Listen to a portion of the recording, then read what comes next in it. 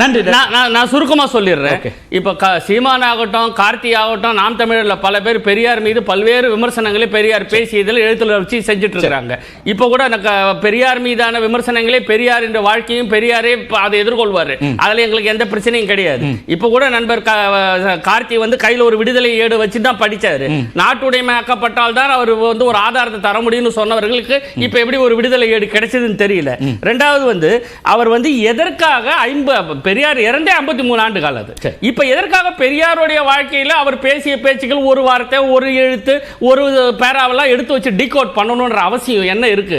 அதை நம்ம பார்க்க போனா ஷபீர் சொன்னதுதான் ஒரு பொருத்தமான காரணமா இருக்கிறது. நாம் தமிழர் ரைட் ஹேண்ட் எடுத்துட்டாங்க, அவங்க வலதுசாரிக்கு போயிட்டாங்க. அதுக்கு நான் உதாரணம் சொல்றேன். இப்ப கார்த்தி கேட்டார், நான் சொல்றேன். நம்ம சில முந்தா நாள் வந்து சீமான் அவர்கள் ஒரு வாட்ஸ்அப் ஸ்டேட்டஸ் வைக்கிறாரு.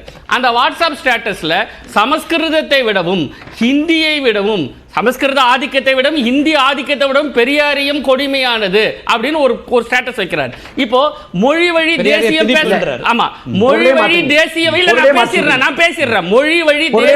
மொழி வழி தேசியம் பேசக்கூடிய ஒருத்தர் அத வந்து சமஸ்கிருதத்தை விட ஹிந்தியை விட அப்படின்னு ஒரு ஸ்டாண்ட் எடுத்து அவர் சொன்ன எக்ஸாக்ட்டா வச்சது சமஸ்கிருத திணிப்பை விட இந்தி திணிப்பை விட பெரியார் திணிப்பு அதிகம் மோசமானது. அந்த ஸ்டாண்ட் எடுக்கிறது ஒரு அது வந்து அதுதான் அது வலதுசாரி விஷயமா போறது. இதனால அவருக்கு என்ன பொலிட்டிக்கல் கெயின் கிடைக்க போகுதுன்றத பார்க்கலாம். அப்புறம் இன்னொரு முக்கியமான விஷயம், ஏன் இப்ப திடீர்னு பெரியார் அதுக்கு அதிகமா விமர்சிக்கலாம்? நான் திராவிடத்தை ஒழிக்க விரும்புகிறேன், அதற்கு மூல காரணம் பெரியார். அப்ப பெரியாரை நான் அழித்தால் தான், பெரியாரிசை இழைத்தால் தான் திராவிடத்தை அழிக்க முடியும்.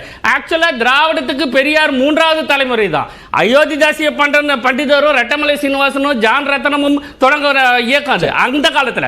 அதுக்கு பிறகு இரண்டாவது தலைமுறையாக Thyagarajar, P T Thyagarajar, T M Nair, Panagal அரசர் இருந்தாங்க. இப்ப மூன்றாவது தலைமுறை தான் பெரியார். இப்ப இவர்கள் திராவிடத்தின் மூல கருவை போய் அடிக்கணும்னா அவர்கள் ஆதர்சமா நினைக்கக்கூடிய ரெட்டமலை சீனிவாசனையும் அயோத்தியாச பண்டிதரையும் அவர்கள் அசைத்து பார்க்கிறார்கள். ஆக மொத்தத்தில் திரு சீமான் அவர்கள் போகாத ஊருக்கு வழி பார்த்துட்டு இருக்கிறாரு. செல்ஃப் டிஸ்மேண்ட்லிங் ப்ராசஸ்ல இருக்காரு. அது வந்து இன்னைக்கு பெரியாரை நிராகரிப்பவர் பல காரணங்கள் சொல்லி நிச்சயமா எதிர்காலத்தில் பிரபாகரனை நிராகரிப்பார்.